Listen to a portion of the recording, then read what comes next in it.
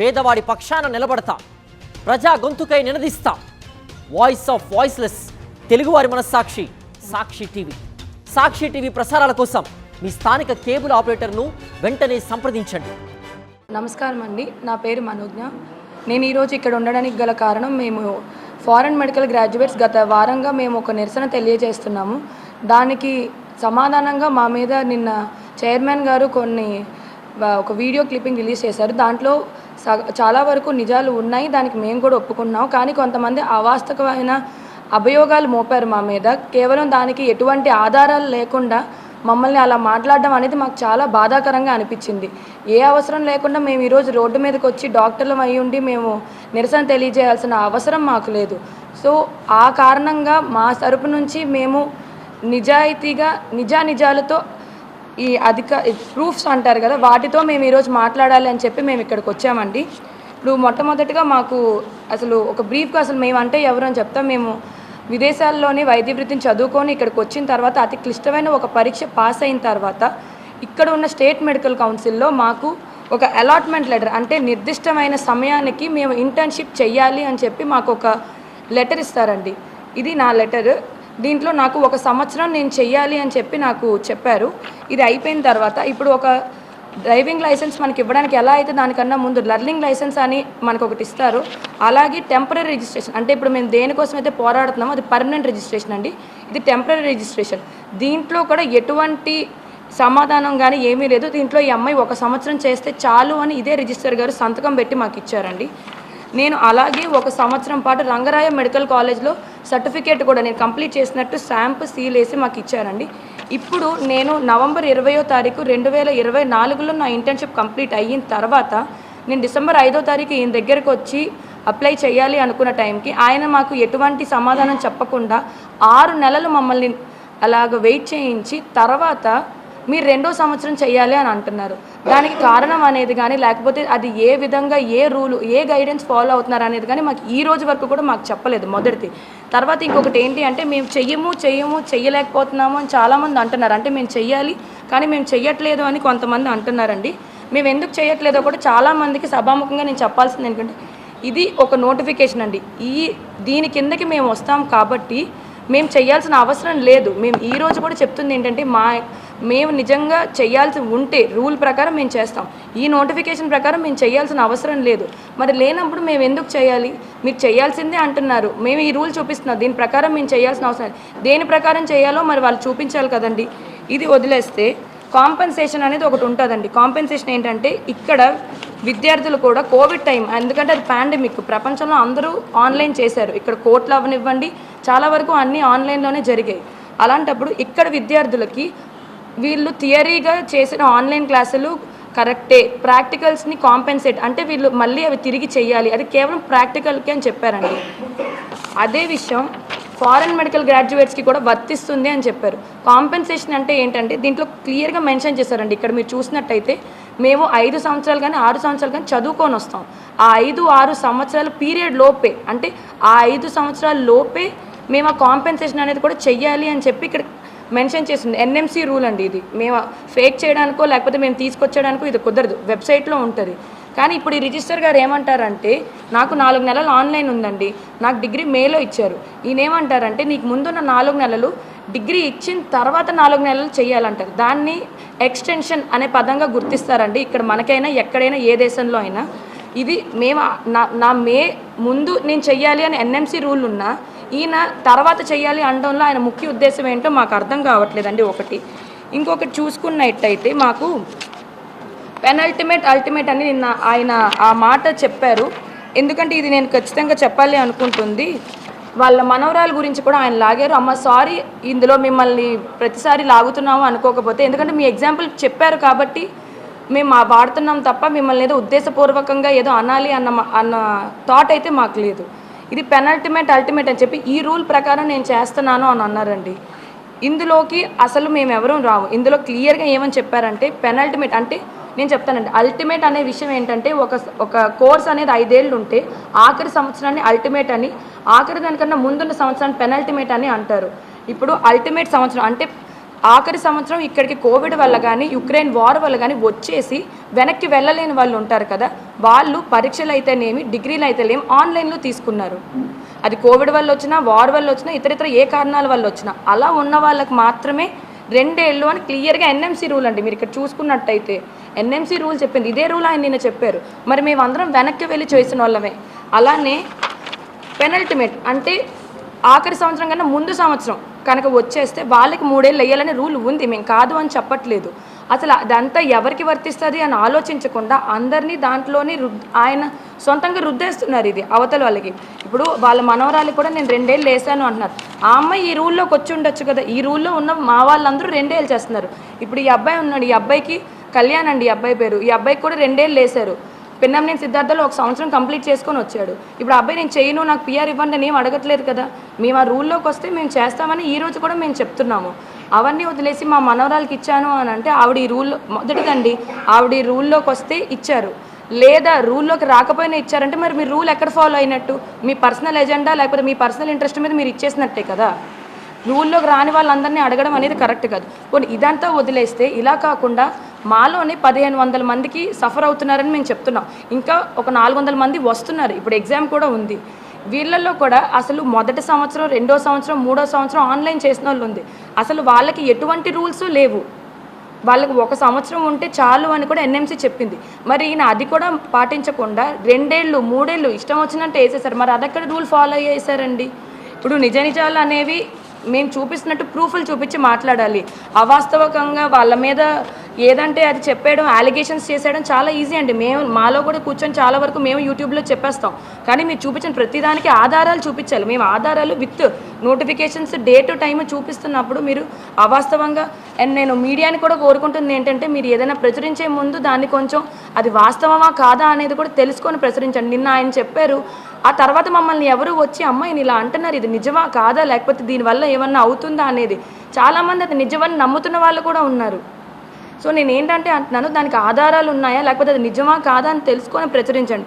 And ఇంకొక విషయం ఏంటి అంటే ఇప్పుడు నాకు ఈ టెంపరీ రిజిస్ట్రేషన్ అని ఇచ్చారు కదండి, నాది అయిపోయిన తర్వాత 6 నెలల తర్వాత ఇప్పుడు నాతో పాటు నా తర్వాత వచ్చిన వాళ్ళకి కూడా ఈ టెంపరీ రిజిస్ట్రేషన్లో మీరు 2 ఏళ్ళు చేసేయండి, 3 ఏళ్ళు చేసేయండి అన్నారు. ఏ రూల్ ప్రకారం అండి? ఇక్కడ మరి ఏ రూల్ మరి ఇవ్వలేదు? 6 నెలల ముందు ఇచ్చిన దాంట్లోని మీకు రూల్ తెలియలేదా? అప్పటికి ఇప్పటికి నేను ఏమైనా మారిపోయానా లేకపోతే నా సర్టిఫికేట్లు ఏమైనా మారిపోయాయా? ఒక్కొక్కరికి ఇష్టం వచ్చినట్టు 2 ఏళ్ళు 3 ఏళ్ళు చేసేయండి అని చెప్పి ఇచ్చేశారు. కారణం ఏంటి? ఎందుకు చేయాలి? అంటే మేము ఫ్రీగా చేస్తున్నామన్నా లేకపోతే స్టైఫండ్ అడగకుండా నోరు మూసుకొని ఉంటున్నామన్నా? ఇప్పటికి ఇందులో చాలామందికి ఉన్న అపోహ ఏంటంటే అండి, మేము ఫారెన్ మెడికల్ గ్రాడ్యుయేట్స్, అబ్బో వీళ్ళ దగ్గర బోల్డ్ డబ్బులు ఉంటాయి, వీళ్ళు అదెళ్ళి చదువుకున్నారు ఇదెళ్ళి చదువుకున్నారు అని అనుకుంటున్నారు. కానీ ప్రతి ఒక్కరికి ఇక్కడ కూర్చున్న వాళ్ళ మీద 25 నుంచి 30 లక్షల అప్పులతో వెళ్ళి చదువుకొని వచ్చామండి. అంతేకాకుండా ఇదే టీడీపీ గవర్నమెంట్ గారు విదేశీ వైద్య విద్యా దీవెన అని చెప్పి మాలో చాలామందికి లోన్లు కూడా ఇప్పించారు. అంటే లోన్ కాకుండా వాళ్ళకి మాకు స్కాలర్షిప్ లాగా ఇచ్చారు. అవన్నీ పెట్టుకొని వెళ్ళి మేము చదువొచ్చాను తప్ప మేమేం డబ్బులు ఎక్కువైపోయి చదువుకోలేదండి. ఒకే ఒక కారణం, మేము చదువు కొనుక్కోలేక చదువుకోవాలని ఆశ చావక వెళ్ళిన వాళ్ళమే. అందులో ఈ టీడీపీ గవర్నమెంట్ కూడా మాకు ఇప్పుడు మేము రిలీవ్ అయిన వాళ్ళందరం కూడా మాకు చాలామందికి అవి ఉన్నాయి. మేము కావాలంటే ఆ లోన్లు అవి కూడా మేము సబ్మిట్ చేస్తాం. మేము డబ్బులు ఎక్కువైపోయి వెళ్ళి చదువుకోలేదండి. మేము ప్రతి ఒక్కరు వీళ్ళకి డబ్బులు ఉన్నాయి వీళ్ళు వెళ్ళారు అని మాట్లాడుతున్నారు. ఇంకొక విషయం ఏంటంటే అతి ముఖ్యంగా కోర్టు విషయం అని చెప్పి ఆయన వ్యవహరిస్తున్నారండి. కోర్టులో కేసు వేసిన వాళ్ళల్లో నేను కూడా ఉన్నాను. మా దగ్గర కోర్టు కాపీ కూడా ఉంది. చైర్మన్ సార్ గారు చాలా సానుకూలంగా, ఎందుకంటే ఆయన మొత్తం చదివి తెలుసుకొని కోర్టు అనేది ఏంటి అనే దాని మీద ఇచ్చారండి. ఇది court writ petition number 225/2025 year అండి. ఇందులో కూడా ఆయన దాన్ని ఎంత తప్పుగా, మా మిగతా నోటిఫికేషన్స్ ఎలాగైతే ఎంత తప్పుగా అర్థం చేసుకొని చెప్పారో అలాగే అంతే తప్పుగా దీన్ని ఇంటర్ప్రిట్ చేశారు. అంటే చైర్మన్ గారు చెప్పారు, అమ్మ ఇది న్యూట్రల్గా ఉంది. మీరు చూసుకున్నట్టయితే మేము హైలైట్ చేసి కూడా తెచ్చాం. ఎందుకంటే కోర్టు అనేది ఏమన్నదంటే ఇది వైద్య వృత్తి కాబట్టి కోర్టు దీంట్లో ఇంటర్ఫీర్ అవ్వలేం, అంటే మేము ఇందులో కలగజేసుకొని మేము డెసిషన్ ఇవ్వలేం. కాబట్టి ఫర్దర్గా ఏపీ మెడికల్ కౌన్సిల్ అనేవాళ్ళు కొత్తగా కౌన్సిల్ ఫామ్ చేస్తున్నారు బాడీని. వాళ్ళు ఏ డెసిషన్ తీసుకుంటే దాన్ని ఫాలో అవ్వండి అని చెప్పి క్లియర్గా ఇచ్చింది. అంతే తప్ప వీళ్ళు 2 ఏళ్ళు చేయాలి, నేను ఆయన ఖచ్చితంగా మెన్షన్ చేశారండి. అందుకే నేను తీసుకొని కూడా వచ్చా. మీరు 2 ఏళ్ళు చేయాలి 3 ఏళ్ళు చేయాలని కోర్టు ఇచ్చింది అని ఆయన చెప్పారు. కాబట్టి ఇది న్యూట్రల్గా ఉందండి. మేము చేయాలి, మా తప్పు అని చెప్పలేదు, వాళ్ళది తప్పు అని చెప్పలేదు. దాన్ని ఆయన తప్పుదోవ పట్టిస్తున్నారు. ఇది అసలు హర్షణీయం కాదని నేను మరీ తెలియజేస్తున్నాను. ఇంకొకటి ఏంటంటే అండి, ఇప్పుడు అప్కమింగ్ బ్యాచెస్ ఉన్నాయి. ఇప్పుడు మాకు ప్రతి సంవత్సరం 2 సార్లు పరీక్ష జరుగుతుంది. డిసెంబర్లో ఒకసారి, జూన్లో ఒకసారి. మొన్న మా తోటి విద్యార్థులు డిసెంబర్లో పరీక్ష రాశారు. ఈరోజు జూలై 5వ తారీఖు అయినా కూడా ఈ రోజు వరకు వాళ్ళకి కౌన్సిలింగ్ జరగలేదు. అంటే కోల్పోయారు. వచ్చి ఈయన చేయని వల్ల డిలే అయింది, అంటే ఆలస్యం అయిపోయింది. ఒక మనిషి జీవితం కాదు. ఇప్పటి వరకు కూడా జనవరిలో పాస్ అయిన ఎగ్జామ్కి ఇప్పటి వరకు కౌన్సిలింగ్ జరగలేదు. మరి వీళ్ళకి ఏం సమాధానం చెప్తారు? 6 నెలలు కోల్పోయారు. ఆగస్టు 3వ తారీఖు ఇక్కడ పరీక్ష ఉందండి. ఈ నీట్ పీజీ పోయింది. వచ్చే సంవత్సరం కూడా వీళ్ళు నీట్ పీజీకి అందరు. మరి ఒక మనిషి జీవితంలో 2 నీట్ పీజీ అవకాశాలు పోయినాయి. అండ్ ఆయన నిన్న కూడా ఈ మాట అన్నారండి. నేను చాలా బాధపడి మేము ఇది ఖచ్చితంగా చెప్పాలి అనుకుంటున్నాము. వీళ్ళకి ఇప్పుడు ఇచ్చేస్తానండి, తొందరపడి ఇచ్చేస్తానండి. తొందరపడి ఇవ్వడం ఏంటంటే 14 నెలలుగా మమ్మల్ని తిప్పించుకున్నారు. సంవత్సరం పాటు మాతో ఇంటర్న్షిప్ చేయించుకున్నారు. తొందరపడి ఇవ్వడం అనేది అసలు ఆయన ఆ మాట అంటంలో ఆయన ముఖ్య ఉద్దేశం ఏంటో మాకు ఇంతవరకు కూడా అర్థం కాలేదు. మిగతా అన్ని రాష్ట్రాల్లోనే ఇస్తున్నారండి, ఈయన మాత్రం తొందరపడి ఇస్తున్నాను అని అంటున్నారు. తొందరపడి ఇవ్వడం ఏంటండి? మేము చెయ్యంతాన్ని అడిగామా, మాకు కాంతి మేము అడిగామా? తొందరపడి ఇస్తున్నాం. ఇంకోటి ఏంటంటే మీరు ఏముందండి వీళ్ళు 4 ఏళ్ళు 3 ఏళ్ళు పీజీలు రాసుకుంటారని. అసలు ఆయన ఎవరండి మేము ఎప్పుడు చేస్తామో డిసైడ్ చేయడానికి? మాతో పాటు చదువుకున్న ఒక అబ్బాయి ఫస్ట్ అటెంప్ట్లో సిద్ధార్థ మెడికల్ కాలేజ్లోని పీడియాట్రిక్స్ సీటు తెచ్చుకున్నాడండి. మరి ఇలా ఉన్న వాళ్ళు లాస్ట్ టైం నీట్ పీజీలో 24 మంది విద్యార్థులు కేవలం ఈయన ఇవ్వకపోవడం అన్న ఒకే ఒక రీజన్ వల్ల సీట్లు పోగొట్టుకున్నారు. మరి దానికి ఎవరు సమాధానం చెప్తారు? దానికి ఎవరు నష్టపరిహారం ఇస్తారు? ఈ రోజుకి కూడా మేము ఇంట్లో కూర్చొని తింటున్నాము. మేమేం చిన్న వయసులో కాదండి, 27 ఏళ్ళ పైన ఉన్న వాళ్ళమే కదా అందరివినా. మరి ఆయన 24 మంది సీట్లు పోగొట్టుకున్నారు. ఆయన ఏమైనా నష్టపరిహారం ఇప్పిస్తారా, లేకపోతే వెనక్కి వెళ్ళి ఆ సీట్లు ఏమైనా వాళ్ళకి తెచ్చిస్తారా? అసలు ఆయన అలా వ్యాఖ్యలు చేయడం ఏంటండి? 4 ఏళ్ళు పడుతుంది, 5 ఏళ్ళు పడుతుందని. ఇప్పుడు అక్కడికి వెళ్ళి చదువుకొని వచ్చారంటే వీళ్ళు ఎందుకు పనికిరారని మీరు ఎలా డిసైడ్ చేస్తారండి? నాకు అర్థం కాదు. ఇంకొకటి అత్యంత దారుణమైన విషయం ఏంటంటే మా వాళ్ళకి ఇప్పుడు నాకు ఇంటర్న్షిప్ కంప్లీషన్ అయినట్టు సర్టిఫికేట్ ఇచ్చారు చూసారా మీరు, ఇందాక రంగరాయ్ మెడికల్ కాలేజ్లో. ఇది ప్రతి ఒక్కరు సంవత్సరం చేసిన తర్వాత ఏ కాలేజ్ వాళ్ళకైనా ఇస్తారండి. కానీ ఆయన కేవలం సొంత స్వలాభం అంటే ఏమంటే పర్సనల్ ఎజెండా అంటారు చూసారా, దాంతో ప్రతి ఒక్క కాలేజ్కి మే 25లో మా తోటి విద్యార్థులు చాలామంది రిలీవ్ అయిపోయారు. ఇవి వాళ్ళకి ఇష్యూ చేయొద్దు అని ఈయన మెయిల్ పెట్టారు. దాని వెనక కారణం ఏంటండి? ఎందుకు ఇష్యూ చేయకూడదు? మేము సంవత్సరం చేయకుండా అడిగామా? చేసామేమో. చేయకుండా అడిగితే పోనీ మీరు ఇష్యూ చేయొద్దు అనొచ్చు. చేసిన దాన్నే కదండి మేము అడిగాము, దానికి ఆయన ఇష్యూ చేయొద్దు అనడంలో ఆ మెయిల్ పెట్టడంలో ఇదేంటి అసలు అర్థం ఏంటో తెలియదు. ఇంకొకటి మాకు ఇప్పుడు టీఆర్లు ఇచ్చేసారని చెప్పాం కదా, 2 ఏళ్ళు 3 ఏళ్ళు వేసి, దానికి కారణం ఏమీ లేదు. పోనీ అది మాకు డైరెక్ట్గా ఇచ్చారా? మాకు ఇవ్వలేదు. మేము చేసిన కాలేజ్ కంటే మెయిల్ పెట్టారంటండి. మాకు మొదటిసారి ఇంటర్న్షిప్ వేసినప్పుడు మీరు ఎలా అయితే అలాట్మెంట్ ఆర్డర్ ఇచ్చారో, ఇప్పుడు ఇలా ఒక అలాట్మెంట్ ఆర్డర్ ఎలా అయితే మొదటి సంవత్సరంలో ఇచ్చారో మాకు 2వ సంవత్సరం కూడా మీరు అలా ఇవ్వాలి. అప్పుడు మేము వెళ్తాం. దానికి కూడా విత్ రిఫరెన్స్ అని ఏ నోటీస్ అనేది ఇవ్వాలి. అదేమీ లేకుండా మీరు వెళ్ళి చేసేయండి అంటే దానికి కారణం ఏంటి? అసలు దానికి రూల్ ఏంటి? ఇవేమీ ఫాలో అవ్వకుండా నేను ఇచ్చేస్తున్నాను, నేను చేయమన్నాను, వాళ్ళు చేయలేదు అంటే ఎందుకు చేస్తామండి? న్యాయంగా మేము చేయాల్సిన అవసరం లేనప్పుడు. ఇదంతా ఒక విషయం అయితే, మా వాళ్ళు కొంతమందికి ఎగ్జామ్ ఇప్పుడు అయిపోయింది. మొన్న జనవరి 25లో ఈయన కౌన్సిలింగ్ చేశారండి. అప్పటికి బాడీ కూడా లేదు. మేము ఇక్కడ చైర్మన్ సార్న ఎవరినో అంటున్నామని కూడా మమ్మల్ని తప్పుగా తీసుకోవద్దు. అప్పటికి బాడీ కూడా ఫామ్ అవ్వలేదు. జనవరి 2025 ఈయన బాడీ లేకుండా ఈయన సొంతంగా అసలు ఏమంటారంటే అప్పుడు ఒక బాడీ లేకపోయినా గైడ్లైన్స్ మెయిన్గా ఇప్పుడు ప్రతి రాష్ట్రం ఏంటంటే మేము ఇప్పుడు చేసే కౌన్సిలింగ్ పలానా గైడ్లైన్స్ బేస్ చేసుకొని అని అంటారు. ఒక గైడ్లైన్స్ లేదు, ఏ విధమైన ఇది లేకుండా అసలు ఆన్లైన్ కౌన్సిలింగ్ అండి. ఏ రాష్ట్రంలోని లేని ఆన్లైన్ కౌన్సిలింగ్ పెట్టేసి, ఎందుకంటే ప్రశ్నించడానికి అవ్వదు కదా, కంప్యూటర్ని ఏం అరుస్తాం, ఎంత అరిసినా అదేమీ చెప్పదు కదా మాకు. ఆన్లైన్ మళ్ళీ అండర్టేకింగ్, మీకు ఎన్ని సంవత్సరాలు పడిందో కూడా మీరు చూడాలి అంటే డిజిటల్గా మీరు సంతకం పెట్టాలి. మేము దీనికి కట్టుబడి ఉంటామండి. ఎందుకు పెట్టాలండి? ఏ రాష్ట్రంలోనే లేదు. పోనీ మాకే లేదు, వాళ్ళ ముందు బ్యాచ్లు అయినా మాకే లేనప్పుడు మీరు ఆన్లైన్ కౌన్సిలింగ్ అనేది చేయడం ఎంతవరకు కరెక్ట్? వాళ్ళకి ఇష్టానుసారం 2 ఏళ్ళు 3 ఏళ్ళు వేసేస్తే అసలు దానికి ఏంటి సమాధానం? మళ్ళీ ఆయన ఇష్టం, అదే ఎందుకు వేస్తారో మళ్ళీ రూల్ ఉండదు. పోనీ ఇద్దరికైనా ఒక రూల్ ఫాలో అవుతారంటే అది ఉండదు. ఇప్పుడు కోర్టు ఉందండి, కోర్టుకి సంబంధించినంత వరకు ఇప్పుడు ఈ అబ్బాయి ఉన్నాడు, అందులో ఆయన కోర్టు కూడా మెన్షన్ చేసి ఆయన అన్నారు ఇప్పుడు కోర్టు హియరింగ్ అవుతుంది, ఇది అయిపోయిన తర్వాత అది పాజిటివ్ వచ్చినా నెగిటివ్ వచ్చినా నేను ఎన్ఎంసీకి వెళ్తాను అని అంటున్నారు. పోనీ ఇప్పుడు నాతో ఉన్న ఇక్కడ ఒక విద్యార్థి ఉన్నాడు, డాక్టర్ సుజన్ బాబు అని. ఇతను ఎన్ఎంసీకి వెళ్ళి అతను ఏం చేశాడో అతనికి ఏమైందో అతనే చెప్తాడు, ఒకసారి వినండి.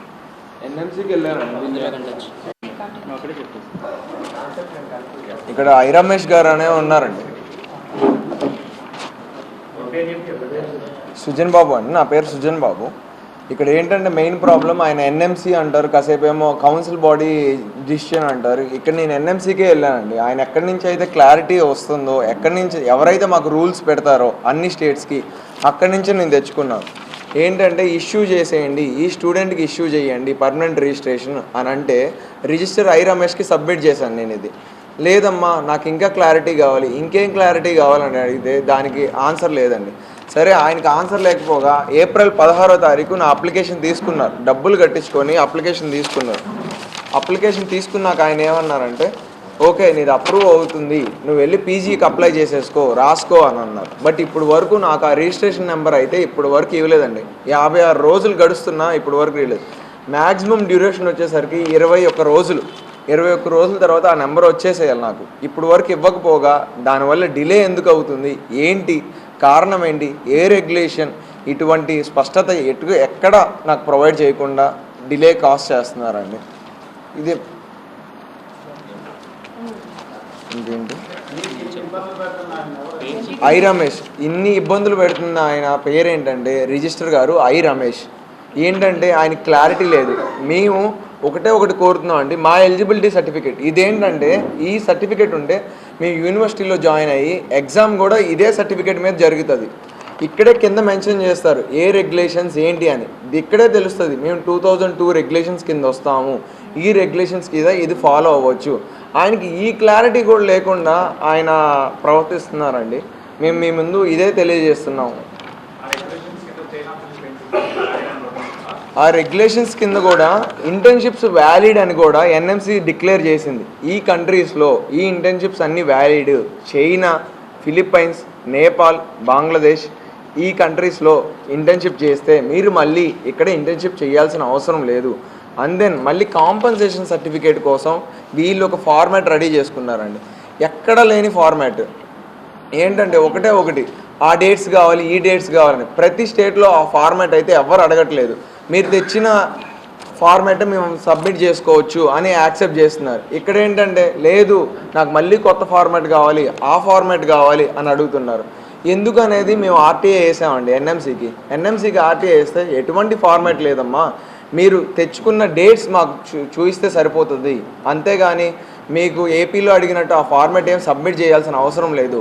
ఆ కాంపన్సేషన్ సర్టిఫికేట్ సబ్మిట్ చేస్తే మాకు అసలు ఇంటర్న్షిప్ 1 year చేసుకొని మేము అసలు పిఆర్కి ఎలిజిబుల్ అండి. కానీ ఇక్కడ ఏం జరుగుతుందంటే ఆ కాంపన్సేషన్ సర్టిఫికేట్ అనేది యాక్సెప్ట్ చేయట్లేదు. ఎవరు అంటే ఐ రమేష్ గారు, నేను యాక్సెప్ట్ చేయను, నువ్వు ఎక్కడికి వెళ్తావు వెళ్ళు అంటే మేము ఆర్టీఏ వేసినప్పుడు క్లారిటీ వచ్చేసింది. అది చూపించిన ఆయన అది కూడా యాక్సెప్ట్ చేయరంట. మేము ఇంకెక్కడికి వెళ్ళాలో తోచగా మేము ఇంకా ప్రొటెస్ట్కి దిగామండి.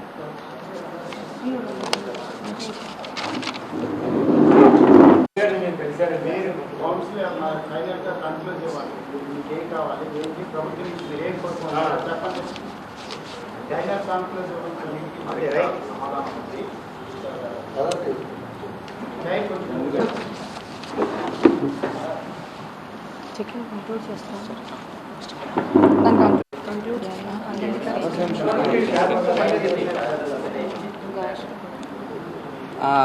ఐ రమేష్ గారు రిజిస్ట్రార్ గారు ఏం చేస్తున్నారంటే అండి, మేము అందరి దగ్గరికి వెళ్ళామండి. ముఖ్యమంత్రి గారి దగ్గర నుంచి ఆ కన్సర్న్ మినిస్టర్స్ అందరినీ కలిసాము. అందరినీ కలిసిన తర్వాత వాళ్ళు వచ్చి రిజిస్ట్రార్ గారిని కాంటాక్ట్ అవుతారండి మేము కలిసిన ప్రతిసారి. అప్పుడు రిజిస్ట్రార్ గారు పూర్తిగా తప్పుదోవ పట్టిస్తారు వాళ్ళని. ఈవెన్ అసెంబ్లీలో మన కూటమి తరపున ఉన్న ఎమ్మెల్యేలే క్వశ్చన్ రైజ్ చేసినప్పుడు కూడా మా తరపున ఇలా అదర్ స్టేట్స్లో ఇస్తున్నారండి, మీరు ఎందుకని ఈ రిలాక్సేషన్స్ కాదండి అవి అసలు ఎన్ఎంసీ రూల్స్ ప్రకారమే అవన్నీ, మీరు ఎందుకని ఇలా ఇష్యూ చేయట్లేదు అంటే పక్క స్టేట్లతో కంపేర్ చేయకండి అని చెప్పి పూర్తిగా తప్పుదోవ పట్టించేటట్లు మినిస్టర్ గారికి ఐ రమేష్ గారు అనేది ఒక స్క్రిప్ట్ ఇచ్చారు. ఆ స్క్రిప్ట్ని మినిస్టర్ గారు నిజం అనుకొని అసెంబ్లీలో కూడా అదే చెప్పారు.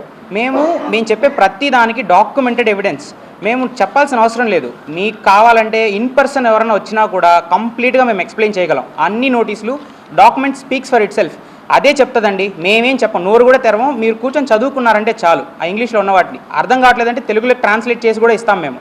సో ఐ రమేష్ గారు మాత్రం ఎవరైనా వెళ్ళి పర్సనల్గా అడిగితే చెప్పేస్తున్నారు లోపల, అంటే ఏపీఎంసీ మమ్మల్ని గేట్కి యువతలే ఆపేస్తారు. Neutral platform. ఇప్పుడు ఇట్లానే మీడియా వాళ్ళు ఉన్నారు, మేమున్నాము, సార్ గారు కూడా ఉన్నారు అంటే సార్ ఏం చెప్తారు, మేమేం చెప్తాం. సార్ చెప్పిన దానికి ఏం ఎవిడెన్స్ చూపిస్తారు, మేము చెప్తున్న దానికి మేమేం ఎవిడెన్స్ చూపిస్తాం. ఈ రెండు కంపేర్ చేసుకుంటే ఎవరిది ఏంటనేది 10 నిమిషాల్లో తేలిపోతుందండి. ఇంత రసబస జరగాల్సిన అవసరమే లేదు. ఇవన్నీ చేయకోకుండా సార్ లోపల ఏదో చెప్తారు, దాన్ని మీరు కూడా నమ్మేస్తారు, మేమేదో చెప్తాము మీరు నమ్మేస్తారు. అలా అంతా అవసరం లేదు. మీరు వచ్చారు అంటే కంప్లీట్ ఎవిడెన్స్తో డిబేట్కైనా దేనికైనా కూడా మా తరపు నుంచి మేము రెడీగా ఉన్నాము. రిజిస్ట్రార్ గారు వస్తే మాకు అదే చాలు. మా ప్రాబ్లం సాల్వ్ అయిపోతే ఇక్కడి నుంచి మేము వెళ్ళిపోతాం. మేము ఎటువంటి రచ్చ చేయడానికి మాకు కూడా ఏం అవసరాలు లేవు. మా పర్మనెంట్ రిజిస్ట్రేషన్ కోసమే పూర్తిగా మేము ఇక్కడికి వచ్చాము. చాలా రోజుల నుంచి అడిగి తిరిగి ఇంకా విసిగి వేసారిపోయి ఈరోజు ఇక్కడ వచ్చి కూర్చొని రోడ్డు మీద కూర్చొని మేము అజిటేషన్ చేయాల్సిన పరిస్థితి తీసుకొచ్చింది పూర్తిగా రిజిస్ట్రార్ గారే, ఏపీఎంసీ రిజిస్ట్రార్ గారే.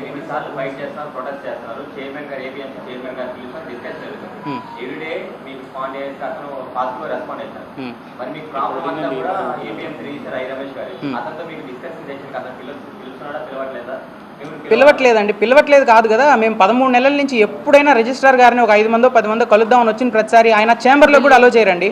ఛాంబర్లోకి అలౌ చెయ్యరు సరికదా. కింద ఉన్న సెక్యూరిటీ గార్డుల చేత మమ్మల్ని సెకండ్ ఫ్లోర్లో ఉంటుంది కదా ఏపీఎంసీ, సెకండ్ ఫ్లోర్ కింద సెక్యూరిటీ గార్డుల చేత ఆపిచ్చేస్తారు. మీరు ఫారెన్ మెడికల్ గ్రాడ్యుయేట్సా, మీరు పైకి వెళ్ళడానికి కూడా లేదు, ఏపీఎంసీ లోపలికి వెళ్ళడానికి కూడా లేదు మాకు.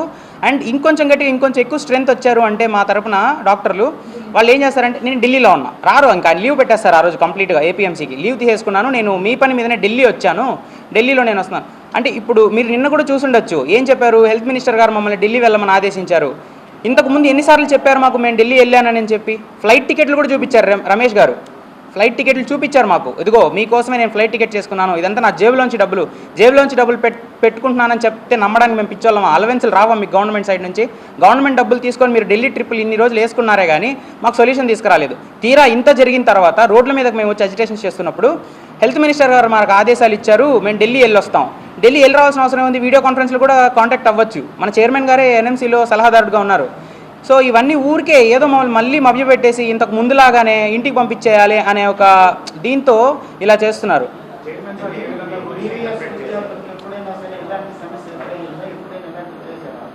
మా ప్రీవియస్ విద్యార్థులకి ఎప్పుడూ ఇలాంటి సమస్య ఎదురు అవ్వలేదు. గత 13 నెలల నుంచి రిజిస్ట్రార్ గారు ఈ పంద అనుసరిస్తున్నారు. అండ్ గతంలోనే కాదు, మా సీనియర్లే కాదు, ఇప్పుడు ప్రజెంట్ మా క్లాస్మేట్స్ అయిన ఇతర రాష్ట్రాల విద్యార్థులు కూడా ఎవ్వరూ ఈ సమస్య ఎదుర్కోవడమే లేదు.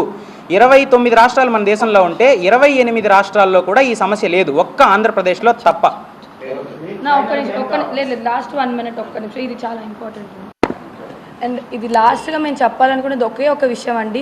మేము ఏదో దీన్ని పొలిటికలైజ్ చేసాము అని చెప్పి మా మీద ఒక వ్యాఖ్య వినిపించింది నిన్న.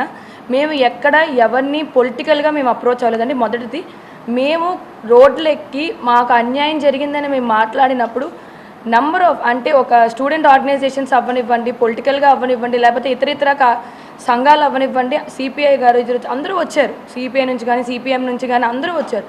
ఇప్పుడు స్టూడెంట్ ఆర్గనైజేషన్స్ లేకపోతే ఇతర ఆర్గనైజేషన్స్ అన్నీ వచ్చినప్పుడు వాళ్ళు సంఘీభావం తెలిపారే తప్ప మా కోసం వాళ్ళు ఏమీ చేయలేదు. ఇప్పుడు మేము ఏమంటున్నామంటే దీన్ని పొలిటికల్గా అంటే ఇప్పుడు ప్రభుత్వం అనో యాంటీ గవర్నమెంట్ అనో లేకపోతే ఇదనో ఇతర అనడం కన్నా 1500 మంది జీవితాలు వాళ్ళ కుటుంబ ఆధారం రోడ్డు మీద నిలబడిపోయిందన్న మెయిన్ విషయాన్ని వదిలేసి పొలిటికలైజ్డ్ చేశాము అని అంటున్నారు. ఇది పొలిటికల్గా మేము ఎక్కడ చేయాలి అనుకోలేదండి. వాళ్ళు మీరు ఎవరైతే అంటున్నారో వాళ్ళు మమ్మల్ని వచ్చి అప్రోచ్ అయ్యి మా సంఘీభావం తెలియజేస్తున్నాం. అది వీళ్ళే కాదు, ఇప్పుడు ఏపీ జూడా వాళ్ళు అవ్వనివ్వండి, తెలంగాణ వాళ్ళు అవ్వనివ్వండి, ఈవెన్ తమిళనాడు నుంచి కూడా అత్యంత కిరాతకంగా మమ్మల్ని ఈడ్చి రోడ్ల మీద జుట్లు పట్టి లాగిన తర్వాత వాళ్ళు కనీసం ఒక మనుషులు కాకుండా ఒక డాక్టర్లుగా వదిలేయండి, ఒక మనుషులుగా కూడా మాకు ఒక కనీస రెస్పెక్ట్ ఇవ్వలేనప్పుడు వాళ్ళు సంఘీభావం తెలియజేశారు. అంతేకాని మేము ఏదో తెలంగాణకో తమిళనాడుకో మాలో ఎవరు వెళ్ళలేదండి. మీరు స్టూడెంట్ ఆర్గనైజేషన్స్ వచ్చినప్పుడు దీన్ని ఎలాగైతే ఒక సాధారణ సమస్యగా చూశారో ఇప్పుడు కూడా దీన్ని ఒక సాధారణ సమస్య, ఎంత క్లిష్టమైన సమస్య అని చూడండి తప్ప పొలిటికల్గా చూడొద్దు అనేది మేము అందరినీ ఖచ్చితంగా రిక్వెస్ట్ చేస్తున్న విషయం అండి. అంతే, థ్యాంక్ యూ.